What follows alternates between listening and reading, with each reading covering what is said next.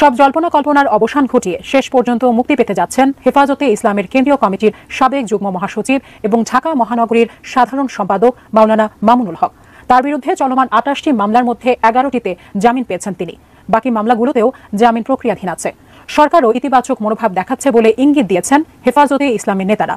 তাহলে কি খুব তাড়াতাড়ি মুক্তি পাচ্ছেন হেফাজতের এই প্রভাবশালী নেতা? জানাচ্ছেন মোহাম্মদ। অবশেষে মুক্তি পেল আল্লামা মামুনুল হক। আসসালামু আলাইকুম রহমতুল্লাহি ওয়া বারাকাতুহু। চলেন আপনাদেরকে স্ক্রিনের মাধ্যমে আগে পুরো ভিডিও ক্লিপটি দেখেন, তারপর কিছু কথা বলছি। 11 মার্চ মামুনুল হকের মুক্তির বিষয়ে আলোচনা করতে স্বরাষ্ট্রমন্ত্রী আসাদুজ্জামান খান কামালের সঙ্গে বৈঠক করেন হেফাজত নেতারা। ধর্মমন্ত্রী ফরিদুল হক খান সহ সরকারের উচ্চপদস্থ কর্মকর্তারা ওই বৈঠকে অংশ নেন। বৈঠক শেষে গণমাধ্যমকে দেয়া সাক্ষাৎকারে সংগঠনটির মহাসচিব মাওলানা সাজিদুর রহমান দাবি করেছিলেন, মাওলানা মামুনুল হকের মুক্তির বিষয়ে সহযোগিতার আশ্বাস দিয়েছেন স্বরাষ্ট্রমন্ত্রী।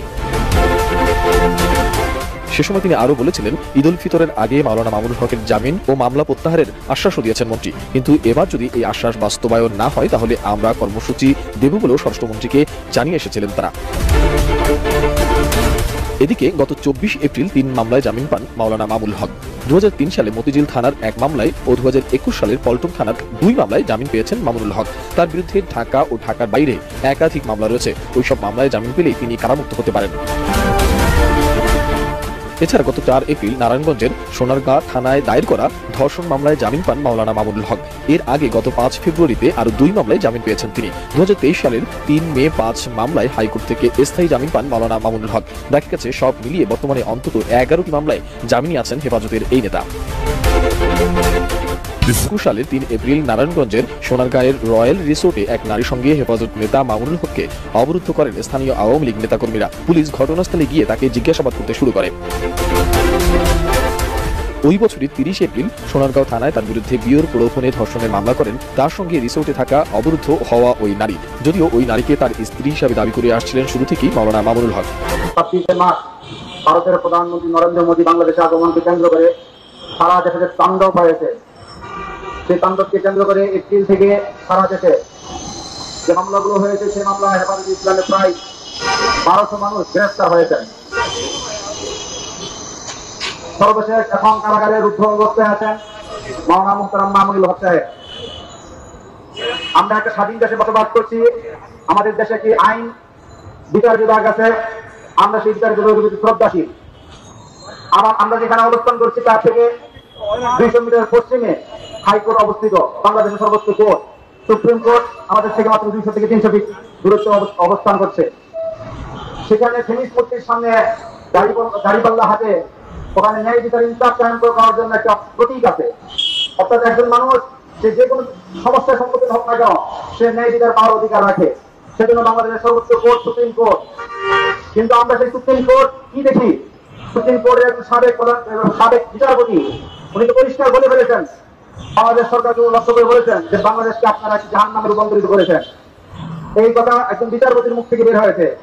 তার আগে যদি আমরা যাই তাহলে বাংলাদেশে তিনি চিন্তা আসছে প্রধান বিচারপতি জনাব সিনহা সাহেব, তিনি দেশে থাকতে পারলেন না। এই হচ্ছে বিচার বিভাগের অবস্থা। একটি মামলার কথা আসতে না বললে নয়। 2013 সাল থেকে 2021 সাল, 2021 সাল থেকে 2024 সাল এই পর্যন্ত হেফাজতের নামে সারা দেশে 41টি থানায় 200 শতাধিক মামলা হয়েছে। যে মামলাগুলো ধার নামে আসামি 5200-এর মতো, অজ্ঞাতনাম আসামি করা হয় 83,000-এর মতো। এই 13 সাল থেকে নিয়ে 2021 সাল, 2021 সাল থেকে 2024 সাল এই পুরো সময়ে হেফাজতের নামে যে 200 শতাধিক মামলা হলো সেই মামলাগুলো কোনো একটি মামলা প্রত্যাহার হয়নি।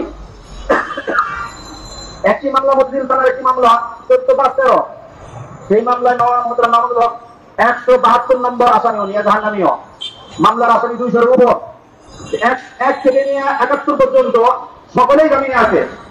আর 172 নম্বর আসামি মাওলানা মামুনুল হক তিনি এই মামলায় আজও কারাগারে আছেন। এটা কোন ধরনের বিচার হলো? 1 থেকে 1 নম্বর আসামি জামিনে, 2 নম্বর আসামি জামিনে, 1 থেকে নিয়ে 171 পর্যন্ত সমস্ত আসামিরা ধরে বেঁধে আছে। কিন্তু মোহতারাম মাওলানা মামুনুল হক এমন কি অপরাধ করলেন যিনি 172 নম্বর হয়ে আজকে 10 বছর পরে যে মামলা চার্জশিট হওয়ার কথা, ফৌজদারি মামলার চার্জশিট হওয়ার কথা 90 দিনের ভিতরে, মানে একটা মামলার 3 মাসের ভিতরে চার্জশিট হওয়ার কথা, অভিযোগপত্র দায়ের কথা, সেই মামলার চার্জশিট ওরা 10 বছর পর্যন্ত দিতে পারে নাই। সেই মামলার মোহতারাম মাওলানা মামুনুল হক আজও কারাবন্দী অবস্থায় আছেন, আজও সেই মামলা জামিন পান না। এই হচ্ছে আমাদের বিচার ব্যবস্থা। মানুষ জানে কোথায় আজকে মানুষের সামনে এটা পরিষ্কার, আমাদের দেশের রাজনীতি নিয়ন্ত্রণ করছে ভারত, আমাদের দেশের অর্থনীতি নিয়ন্ত্রণ করছে ভারত, আমাদের দেশের শিক্ষা ব্যবস্থা নিয়ন্ত্রণ করছে ভারত, আমাদের দেশের অর্থ ব্যবস্থা নিয়ন্ত্রণ করছে ভারত, আমাদের দেশের সামাজিক অবস্থা, আমাদের দেশের সমস্ত কিছু একটাই সমস্যা, সেটা হলো ভারত আমাদের এখানে হস্তক্ষেপ করছে। কেন? আমাদের দেশে একটি সংবিধান আছে, আমাদের দেশে একটি সংসদ আছে, মাননীয় প্রধানমন্ত্রী আপনি যেভাবেই হোক আপনি প্রধানমন্ত্রী হয়েছেন, আপনি দেখেন না জুডিশিয়ারি কি হচ্ছে, বিচার বিভাগে কি হচ্ছে, আপনি দেখেন না? রাষ্ট্রপতি আপনি একজন অ্যাডভোকেট, আপনি জানেন না দেশে কি হচ্ছে? সারা দেশের মানুষ আজকে বিচার বিভাগ আপনার মনে চাইলো, আপনি একজন মামলা দিয়ে দিলেন, রক্ত থেকে তুলে নিয়ে গেলেন। কেন? মামলার পক্ষে একটি মানে স্ট্যাটাস দিয়েছে, একটা পোস্ট দিয়েছে, মামলার জামিন চায়, সেই জন্য একটা পোস্ট দিয়েছে, এই জন্য তার নামে মামলা হয়ে গেছে। এটা কোনো কথা? একজন মানুষ মুক্তি চাইতে পারে না? যদি তাই হয় তাহলে বলে দেন মানুষকে আমরা চলে শাসন ব্যবস্থায় আছি, আমরা দেশ ছেড়ে দিচ্ছি, সেভাবে শাসন করবো। কিসের গণতন্ত্র? গণতন্ত্রের নামে ভারতাবাজি বন্ডামি, এই সমস্ত বন্ডামি প্রত্যাহার করুন, এই সমস্ত বন্ডামি বাদ দিন। হয়তো বলুন আমরা স্বৈর শাসক, নয়তো বলুন আমরা গণতান্ত্রিক অবস্থায় আছি। আজকে নির্বাচন কিভাবে হয়েছে? 2018 সালে নির্বাচন হয়েছে, দিনের ভোট রাতে হয়েছে। 2014 সালে ভোট হয়েছে, দিনের ভোট নিজেরা জানি নির্বাচন করেছেন। বিরোধী সমস্ত পক্ষকে আপনারা জেলখানায় আবদ্ধ করেছেন। এখন সবাইকে চাচ্ছেন, তারপর মামুনুল হককে ছাড়েন না কেন? মামুনুল হককে এত পছন্দ হয় কেন আপনাদের?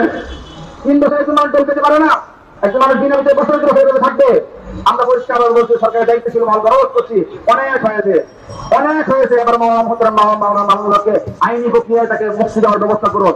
আজকে দেশের মানুষ জামিন আসতে কোর্ট থেকে হয় না, যারা কোর্ট আদালত প্রাঙ্গণে দৌড়াদৌড়ি করি আমরা জানি জামিন কোর্ট থেকে হয়। জামিন হয়তো মেসেজ আসতে হয়, উপর থেকে মেসেজ আসতে হয়, সরকারি পক্ষ থেকে মেসেজ আসতে হয়। আদালত এটা আদালতের কাণ্ডে বন্ধ করে এখন সরকার খেলা করছে, অমুকে এই শাস্তি দেন, সেই শাস্তি দেন। তাহলে চার্জ শিখবেন না কেন? অভিযোগ করতে দায়ের করেন না কেন? বিচার করেন না কেন? বিচার করে একজন মানুষকে বছরের পর বছর আপনারা কারাগারে রুদ্ধ করে রেখেছেন কেন? একদিকে বিচার বিভাগকে আপনারা লালন পালন করছেন, বিচার বিভাগ আছে, তারা তাদের স্বাধীনতা সমস্ত কিছু ভোগ করছে, কিন্তু মানুষের ন্যায় বিচার করতে পারছে না। আমরা এই অবস্থার অবসান চাই। আমরা মোহতারাম মামুনুল হককে সামনের ঈদের আগে, অর্থাৎ চলতি রমজানের মধ্যে আমরা তাকে মুক্ত অবস্থায় দেখতে চাই।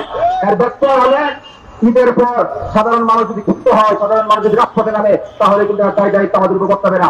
আমরা পরিষ্কার বলছি, আমরা আইনি প্রক্রিয়ায়, স্বাভাবিক প্রক্রিয়ায় একজন নাগরিকের সাংবিধানিক যে অধিকার, সংবিধান কর্তৃক যে নাগরিক অধিকার আছে, সেই সমস্ত অধিকারগুলো ফিরিয়ে দেন। মোহতারাম মামুনুল হক গ্রেফতার থেকে নিয়ে আজ পর্যন্ত প্রত্যেকটা ধাপে প্রত্যেকটা কাজে মোহতারাম মামুনুল হকের ব্যক্তি স্বাধীনতাকে হরণ করা হয়েছে, এটা পরিষ্কার স্পষ্ট। মোহতারাম মামুনুল হকের বিরুদ্ধে যে অভিযোগগুলো আনা হয়েছে, প্রত্যেকটি অভিযোগ মিথ্যা, অসত্য, বানোয়াট, রাজনৈতিক কারণে মোহতারাম মামুনুল হককে বছরকে বছর আপনারা আবদ্ধ করে রাখছেন। অভিযোগে বলবো, মোহতারাম মামুনুল হক শুধু মুক্তি নয়, মোহতারাম মামুনুল হকের বিরুদ্ধে দায়েরকৃত 41টি মামলা, প্রত্যেকটি মামলা মিথ্যা এবং ভুয়া, প্রত্যেকটি মামলা প্রত্যাহার করতে হবে। পাশাপাশি 2013 সাল থেকে 2021 সাল পর্যন্ত নামে যে 2 শতাধিক মামলা হয়েছে, সেই প্রত্যেকটি মামলাকে প্রত্যাহার করতে হবে। মাননীয় স্বরাষ্ট্রমন্ত্রী বারবার আশ্বাস দিয়েছেন, ইতিপূর্বে স্বরাষ্ট্রমন্ত্রী তার আশ্বাস দিয়েছেন যে হেফাজতের নামে দায়েরকৃত মামলাগুলো আমরা প্রত্যাহার করার উদ্যোগ গ্রহণ করবো, কিন্তু আমরা আজ পর্যন্ত কোনো কার্যকর উদ্যোগ গ্রহণ করছি না।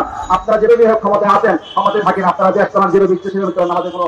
এবং আল্লামা মামুনুল হক যে মুক্তি পাবে এর একটা 100% নিশ্চিত কিন্তু আমরা হয়ে গেলাম। আল্লামা মামুনুল হক হুজুরকে বিনা অপরাধে দেশের যে একটা কর্মকাণ্ড হয়েছে, মিথ্যা তহবাদ দিয়ে তারপর তাকে যে গ্রেফতার করেছে, গ্রেফতার করার পরে আমার দেশে কিছু সুশীল এবং কিছু শিক্ষিত গরুগুলো আমার কলিজা টুকরা আল্লামা মামুনুল হক হুজুরের নামে মিথ্যা অপবাদ দিয়ে মামলা দিয়েছে প্রায় 200-র উপরে। কি অপরাধ করা করছে চিন্তা করে দেখেন, 200-র উপরে মামলা দিয়েছে। তো মামলা দিয়েছে ভালো কথা, এগুলো থেকে সবকিছু মুক্তি পেয়ে সবচেয়ে জটিল যেটা ছিল সেটা হচ্ছে নারী কেলেঙ্কারি। তিনি নাকি অন্যের স্ত্রীকে নিয়ে চলে গিয়েছেন। যাই হোক, যদিও তার স্ত্রীকে নিয়ে তিনি নিয়ে চলে গিয়েছেন, কিন্তু যাই হোক মেনে নিলাম। তবে যাই হোক, সবচেয়ে বড় এটা ছিল, এটা থেকেও কিন্তু তিনি পরিত্রাণ পেয়ে গিয়েছেন আলহামদুলিল্লাহ। এখন তার মুক্তিতে কোনো রকম বাধা নেই। আশা করা যায় অচিরেই খুব তাড়াতাড়ি আল্লামা মামুনুল হক হুজুর তিনি মুক্তি পাবেন এবং আমাদের মাঝে ফিরে আসবেন ইনশাআল্লাহ। আবারও তিনি দ্বীনের খেদমত করবেন। তবে আমরা মানুষ চিনলাম এদেশের, আমাদের মুসলমান নামধারী কিছু উপরে কর্মকর্তাদেরকে চিনলাম যারা মুসলমান, শুধু নামটা আছে মুসলমান, বাকি সব কাজগুলো করে হিন্দু, খ্রিস্টান, ইহুদি, বৌদ্ধদের মতো। বৌদ্ধ এর চাইতে বেশি খারাপ কাজ করে, কারণ আমাদের পাশের রাষ্ট্র ভারত, সে ভারতও কিন্তু আলেমদের উপরে এত নির্যাতন করা হয় না যতটা মুসলমানের দেশে করা হয়। তো আমরা আল্লামা মামুনুল হুজুর দোয়া করি, প্রত্যেকটা যারা আল্লামা মামুনুল হুজুরকে গ্রেফতার করেছে, গ্রেফতার সাথে জড়িত, যাদের ইশারা গ্রেফতার হয়েছে, তাদেরকে যেন আল্লাহ হেদায়েত দান করে, এটি আমরা চাই। হেদায়েত না থাকলে তাদেরকে ধ্বংস করে দিই, এটি আমাদের চাওয়া, আর কোনো কথা নয়। ভিডিওটি সর্বোচ্চ শেয়ার করে দিবেন। আল্লাহ হাফেজ। আল্লাহ রাব্বুল আলামিন পবিত্র কোরআন কারীমের মধ্যে বলেন, লা ইন শাকারতুম লা আযীদান্নাকুম ওয়া লা ইন কাফারতুম ইন্না আযাবি লাশাদীদ। আল্লাহ তাআলা বলেন, হে দুনিয়ার মানুষগুলো, হে ইমানদার মানুষ, হে মুমিন মুমিনাত, তোমরা যদি আমার নিয়ামতের শুকরিয়া আদায় করো, তাহলে আমি আল্লাহ রব্বুল আলামিন তোমার নিয়ামতকে বাড়িয়ে দেব। সুবহানাল্লাহ। ওয়া ইন কাফারতুম, আমরা আল্লাহ রব্বুল আলামিনকে যদি বলি যে আল্লাহ যদি নিয়ামতের শুকরিয়া আদায় না করি তাহলে কি করবা, আল্লাহ তাআলা সেই কথা বলেন, ওয়া ইন কাফারতুম ইন্না আযাবি লাশাদীদ। তোমরা মনে করো না যে আমার শুকরিয়া আদায় করবে না, তোমাদেরকে এমনি ছেড়ে দেব।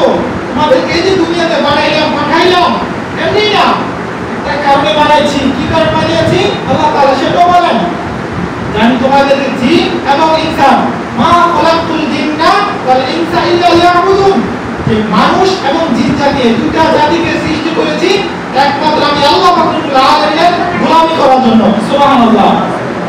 তাহলে আল্লাহ রব্বুল আলামিন আপনাকে আমাকে অযথা বানান নাই। এই যে আপনি একটা গরু পালেন, গাভী পালেন, অযথা পালেন না, এটা কাজে পালেন। কি কাজে? এটা থেকে দুধ দিবে, এটা বাচ্চা দিবে, এরপর বড় হবে, বিক্রি করবো, তারপর জবাই করে একটা করবোই, মানে কোনো অকাজে ফেলবো না।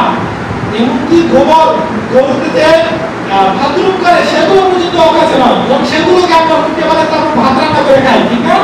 আল্লাহ রব্বুল আলামিন আপনাকে আমাকে এত মায়া করে এই 18,000 মাখলুক কম বেশি হতে পারে, এই 18,000 মাখলুকাতের মধ্যে আপনাকে আমাকে ইনসানকে এত শ্রেষ্ঠ এমনি বানিয়ে দিলেন, আর এমনি বানিয়ে এমনি ছেড়ে দিবেন না। আল্লাহ তাআলা বলেন, আমার নিয়ামতের শুকরিয়া আদায় করো, আমার নিয়ামতের শুকরিয়া আদায় করো, নিয়ামতকে বাড়িয়ে দেব। ওয়া ইন কাফারতুম ইন্না আযাবি লাশাদীদ। আর যদি নিয়ামত পেয়ে নিয়ামতের শুকরিয়া আদায় না করো, ইন্না আযাবি লাশাদীদ, আমার কঠিন আযাব আছে, সেই আযাবের মধ্যে তোমাদেরকে গ্রেফতার করব। তো সম্মানিত হাজিরিন, শুকরিয়া আদায় কিভাবে করব? আলহামদুলিল্লাহ, সুবহানাল্লাহ, এই পর্যন্তই না। আল্লাহ তাআলা বলেন, এই যে দেখেন আমরা নামাজ পড়তে আসি, কার ভয়ে নামাজ পড়তে আসি? আল্লাহর ভয়ে নামাজ পড়তে আসি। এটাই আল্লাহ তাআলার শুকরিয়া আদায় করা। জিকির আদায় করেন, এটাও শুকরিয়া আদায় করা। এরপরে কোরআন তেলাওয়াত করেন, এটাও শুকরিয়া আদায় করা। দান সদকা, এটাও শুকরিয়া আদায়ের মধ্যে। এই যে দেখেন মানুষকে আমরা আল্লাহ এত সুন্দর করে সৃষ্টি করেছেন, কি জন্য সৃষ্টি করলেন? আল্লাহ তাআলা বলেন যে 24 ঘন্টা কাজ করে, এরকম আল্লাহ তাআলা কোনো আয়াতের মধ্যে বলেছে? কে বলতে পারবে? কোনো বলতে পারবে না। আল্লাহ তাআলা বলেছেন, তোমরা আমার হুকুম মানো, হুকুম মানার পর তোমরা জমিনে ছড়িয়ে ছিটে পড়ো, তাহলে কি হবে? ছড়িয়ে ছিটে পড়ে আল্লাহ রব্বুল আলামিন তোমার সামান্য কাজের মধ্যেও আল্লাহ রব্বুল আলামিন বরকত দিয়ে দিবেন। সুবহানাল্লাহ। এই সম্মানিত হাজিরিন, আমাদের প্রতিটা মুমিনের কাজ হতে হবে না, কাজ প্রতিটা কাজ হতে হবে নবীর সুন্নাহ মোতাবেক অনুযায়ী। প্রতিটা কাজ মুমিন এমন কোন কাজ করতে পারে না যে কাজে মুমিনের ক্ষতি হয়, মুমিনের এমন কোন কাজ করতে পারে না যে কাজে মুমিনের গুনাহ হয়, এমন কোন কাজ মুমিন করতে পারে না। একটা মুমিনের চিন্তা দুইটা, একটা হচ্ছে দুনিয়াতে হচ্ছে আখিরাতের বাজার, যেরকম আল্লাহ সাল্লাল্লাহু আলাইহি ওয়াসাল্লাম বলেছেন, আর দুনিয়া ও বাজারুল আখিরাহ, দুনিয়াটা হচ্ছে একটা আখিরাতের বাজার। আল্লাহ তাআলা আমাদেরকে কেন দুনিয়াতে পাঠিয়েছেন? কেন পাঠালেন? আল্লাহ তাআলা বলেন যে এই যে দুনিয়াতে পাঠাইছি তোমাদেরকে আখিরাতে বাজার করার জন্য, সদাবাদি করে করার জন্য। কি সদাবাদি করে করবে? এখানে আল্লাহ তাআলা পাঠিয়েছেন যে তোমরা সময় মতো যখন মসজিদে আযান হয় তখন সামনে সময় তোমরা কি দুনিয়ার কাজ কর্মগুলোকে ফেলে দিয়ে তোমরা নামাজের জন্য ধাবিত হও।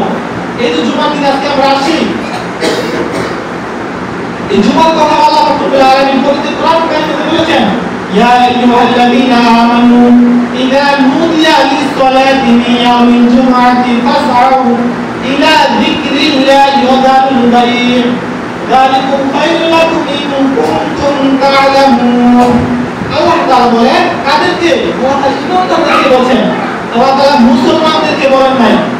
মুসলমানরা কিন্তু জান্নাতে যাবে না, জান্নাতে যাবে ইমানদার ব্যক্তি।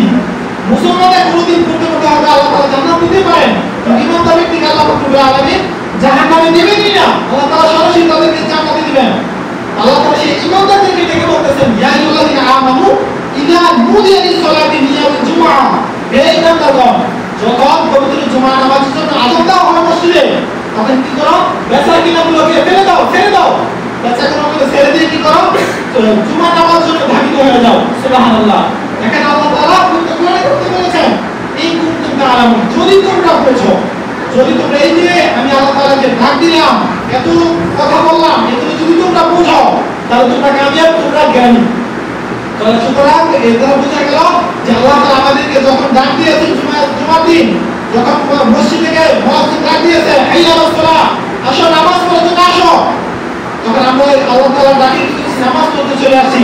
আমাদের কথা আল্লাহ তাআলা বলেছেন ইন কুনতুম তাআলামুন, যদি তোমরা বোঝো তাহলে তোমরা কামিয়াব, তোমরা জ্ঞানী। সুতরাং আমরা সকলে যারা নামাজ পড়তে আছি সকলে আমরা জ্ঞানী।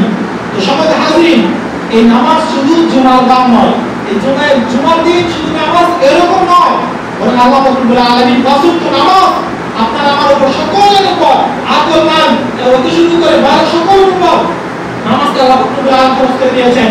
এই নামাজ দিয়ে হবে কি দেখেন, আপনি যাকাত দেন, হজ করেন, আপনি দান সদকা করেন, ভালো কথা, কিন্তু আপনার নামাজ নাই, আপনার ঈমান নাই, আপনার ওই হজ যাকাত দান সদকা মসজিদ কারবার ব্রিজ এগুলো কোনো কাজে লাগবে না যদি আপনি আপনার নামাজ ঠিক না থাকে, আপনি নামাজ না পড়েন। দেখেন আল্লাহ নবী সাল্লাল্লাহু আলাইহি ওয়াসাল্লাম হাদিসে বলেন আসসালাতু মিফতাহুল জান্নাহ, নামাজ হচ্ছে বেহেশতের চাবি। এখানে বলা হয় যাকাত বেহেশতের চাবি। ইসলামের বেলা কিন্তু পাঁচটা, কালিমা লা ইলাহা ইল্লাল্লাহ, হজ যাকাত, পাঁচটা ফরজ আল্লাহ রাব্বুল আলামিন দিয়েছেন। পাঁচটা ফরজ আল্লাহ রাব্বুল আলামিন দিল, কিন্তু পাঁচটা কথা আল্লাহ রাব্বুল আলামিন বলেন যে কিয়ামতের মাঠে এই পাঁচটা হুকুম একসাথে দিন। আল্লাহ রাব্বুল আলামিন কি বলেছেন, আসসালাতু মিফতাহুল জান্নাহ, নামাজ হচ্ছে বেহেশতের চাবি। যে ব্যক্তি নামাজ ঠিক, বাকি আমলগুলো আল্লাহ রাব্বুল আলামিন এমনি সহজ করে দিবেন, সুবহানাল্লাহ। আর যার নামাজ ঠিক নাই, তার বাকি সমস্ত আমল যদি ঠিকও থাকে, তো সব আল্লাহ রাব্বুল আলামিন সমস্ত আমলগুলোকে বাতিল করে দিবেন। সমস্ত আমল দিয়ে কি নামাজ জাকাতে দেওয়া যাবে না। সুতরাং আমাদের সর্বপ্রথম যেটা ঠিক রাখতে হবে সেটা হচ্ছে নামাজ, সেটা হচ্ছে আমাদের নামাজ আমাদের ঠিক রাখতে হবে। শুধু তাই নয়, আল্লাহ নবী সাল্লাল্লাহু আলাইহি ওয়াসাল্লাম ওনার হাদিসের মধ্যে বলেন আউয়ালু মা ইউহাসাবু বিল আবদু ইয়াউমাল কিয়ামাতিস সালাম। আল্লাহ নবী সাল্লাল্লাহু আলাইহি ওয়াসাল্লাম বলেন কিয়ামতের ময়দানে সর্বপ্রথম বান্দা নামাজের হিসাব নেবে, সুবহানাল্লাহ। এই দুটো হাদিস শুনলেন, দুটো হাদিসের মধ্যে একটা হাদিসে এমন বলা হয় নাই যে যাকাতের কথা আল্লাহ তাআলা নেবেন, হজের কথা আগে কয়টা দিন হজ করছো, কয়টা তুমি যাকাত দিছো, কত টাকা মানুষকে দান করছো, কয়টা মসজিদ করে দিয়েছো, এই কথা কিন্তু আল্লাহ রাব্বুল আলামিন কোথাও বলে নাই। বরং আল্লাহ রাব্বুল আলামিন সর্বপ্রথম বান্দার নামাজের হিসাব নেবে, নামাজের হিসাব নেওয়ার পরে বাকি আমলগুলোর হিসাব করা হবে। কিন্তু যদি আপনার নামাজ ঠিক থাকে, বাকি আমলগুলো আমি শুনতে বলেছি এখনো বলি, আল্লাহ রাব্বুল আলামিন বাকি আমলগুলো এমনিতে ঠিক করে দেবেন। সমাজে হাজির, আমাদের এই যে মসজিদটা কত সুন্দর হয়েছে, একটা সংস্থা নাজাত সংস্থার মাধ্যমে আল্লাহ রাব্বুল আলামিন এত সুন্দর পরিবেশ করে দিয়েছেন। এজন্য নাজাত সংস্থার জন্য আমরা দোয়া করব। সেই সাথে যারা পরিশ্রম করেছে, আমার এলাকার মানুষ অনেক মানুষ কষ্ট করেছে, যাদের 10,000 টাকা দিতে খুব কষ্ট হয়েছে, তারপরে দিয়েছে, কিন্তু আপনার এই টাকাটা কিন্তু সারা জীবন থাকবে না। হয়তো এই 10,000 টাকা দিয়ে কিছুদিন ভালো খাইবেন, কিন্তু এই ভালো না খাই কষ্ট করে খাইয়া আমাদেরকে মসজিদে সহযোগিতা করছেন, যে আজকে এত সুন্দর একটা পরিবেশ হয়েছে। দেখেন যখন মসজিদে নামাজ পড়তে আসবেন, এই ফ্যানগুলো চালা থাকবে, ঠান্ডা লাগবে, তখন নামাজ পড়ে কি মজা পাবেন, ভালো লাগবে। এই সময় আজকে সকলের জন্য দোয়া করবেন, যারা টাকা দিয়েছে, শ্রম দিয়েছে, বিবেক দিয়ে, বুদ্ধি দিয়ে, যেভাবে সাহায্য করে সবার জন্য সবাই দোয়া করবেন। সবাইকে হাজির, এই যে এত সুন্দর একটা মসজিদ, একটা পরিবেশ করে যারা দিয়েছে নাজাত সংস্থা, তারা কি জন্য দিয়েছে? যে মসজিদে আমরা সুন্দর করে দিই, এত সুন্দর ফ্যান গুলো, লাইট গুলো এত সুন্দর কালারিং করে দিই, লক্ষ লক্ষ টাকা ব্যয় করে আপনাদের মসজিদ করে দিই, এই মসজিদে আপনাকে সারাদিন বদলা দিয়ে এসে এখানে এসে জিরাবেন, এই জন্য দিছে না। কেন দিছে? তারা দিছে একটু সওয়াবের আশায়, যাতে করে এলাকার মানুষগুলো বেনামাজি থেকে নামাজি হয়ে যায়, যারা নামাজ পড়ে না তারা যেন নামাজি হয়ে যায়, সেই উদ্দেশ্য করে কিন্তু মসজিদ দেওয়া। সুতরাং আমি যারা নামাজি আছি, আমরা আমাদের একটা কর্তব্য আছে। আমি নিজে নামাজ পড়লাম, আমার ভাই, আমার বোন, আমার মা, আমার অমুক পাড়া প্রতিবেশী নামাজ পড়লাম, তাদেরকে দেওয়ার দরকার নেই, না, ওরকম না। বরং আমার প্রতিবেশী যারা নামাজ পড়ে না তাদেরকে নামাজের দাওয়াত দিতে হবে, যারা নামাজ পড়ে না তাদেরকে দাওয়াত দিতে হবে। প্রতিটা বাড়িতে ইনশাআল্লাহ আমরা এই যেহেতু আজকে উদ্বোধন হচ্ছে, ইনশাআল্লাহ আগামীকাল থেকে সকলে আমরা মুসলিম মিলে, আমরা সবাই মিলে যারা নামাজ পড়ে না তাদেরকে আমরা বুঝাবো যে নামাজ কেন পড়ে না। অনেক মানুষ অনেক অজুহাত দেয় যে নামাজ এই জন্য পড়ে, এসে বিভিন্ন অজুহাত দিয়ে যদি আমাদেরকে আল্লাহ তাআলা কোনো আয়াত শোনাতে পারে, আয়াত আমাদেরকে বুঝাতে পারে, নবী যদি কোনো একটা হাদিস দিয়ে আমাদেরকে বুঝাতে পারে যে নামাজ এগুলো পড়া দরকার নাই, তাহলে আমরা বললাম না, সমস্যা কি?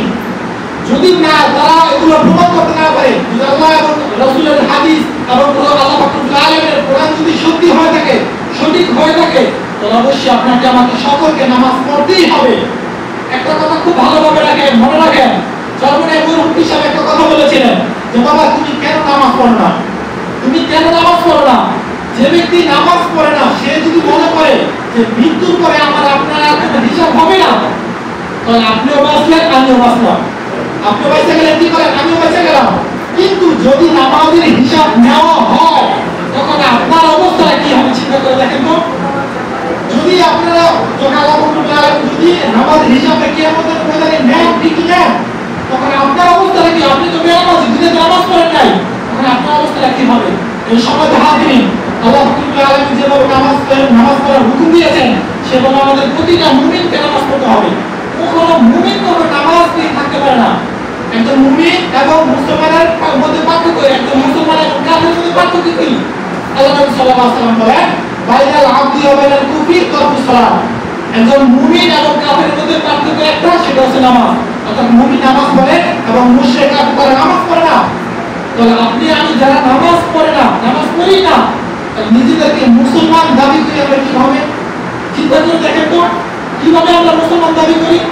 কোন আলেম কি বলেছে যে নামাজ পড়া দরকার নাই, এগুলো শুধু শুধু বেহুদা? এগুলো কোন আলেম বলেছে? কোন আলেম বলে নাই। আমরা প্রতিনিয়ত আমরা শুনতে পাচ্ছি যে আমাদের নামাজ পড়তে হবে, নামাজ না পড়লে আমাদের জাহান্নামে যেতে হবে। এমন তো নামাজ কাজা করলে 2,88,00,000 বছর জাহান্নামে যেতে হবে। তো যে ব্যক্তি নামাজ পড়েই না তার অবস্থাটা কি চিন্তা করে দেখেন তো।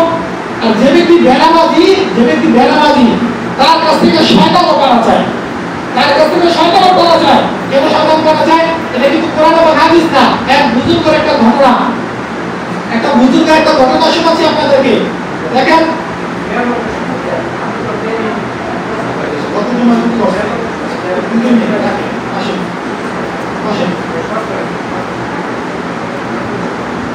শোনেন, দেখেন ঘটনা হয়েছে একটা বুজুর্গের একটা ঘটনা হয়েছে যে একবার শয়তান একটা বুজুর্গের কাছে গেছে, মানে নেক্সট রুটে কি ঢুকা দিবে। তো যাওয়ার পরে মানে খুব ফেরেশ মানে সে ওই মানুষ শুনতে যায় বলতেছে আমি শয়তান, ঠিক আছে, আমি ইবলিস শয়তান। এই কথা বলার পরে ওই বুজুর্গ বলতেছে তুমি ইবলিস শয়তান, আমার সেটা আমার কাছে বলতেছো, কারণটা কি?